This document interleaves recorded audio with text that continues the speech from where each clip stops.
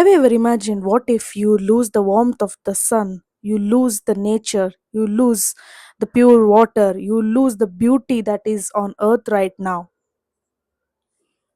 Horrific, right? You feel afraid, right? Rakshas, The Fall of Halcyon by M. Ninad makes sure that you know how it feels. The book takes us to 27th century where a comet hit our earth and it's slowly moving away from the earth's orbit, and there is snow everywhere due to loss of the warmth of sun, and a permanent ice age is coming. There is destruction everywhere on earth, and survivors migrate to seven domes created on the remains of Mumbai. Khan is a engineered parahuman who is created to save us humanity on earth. Rakon's father is in Sojourn, the mission to make sure that Mars is a livable place for humans. They are planning to migrate humans from Earth to Mars. Suprema, she has control over everything on Earth now. She's an AI system, you can say. She gives Recon a mission. If he is successful, he'll be able to reunite his parents, or else there will be war between humans and Rakshasas. What did I like about this book?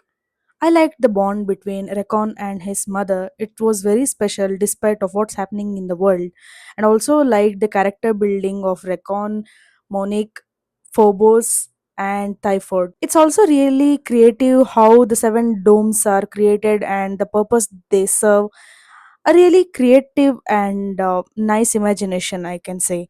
While reading this book, I could feel the challenge people are facing on Earth. The way the story went, it's really unique and different.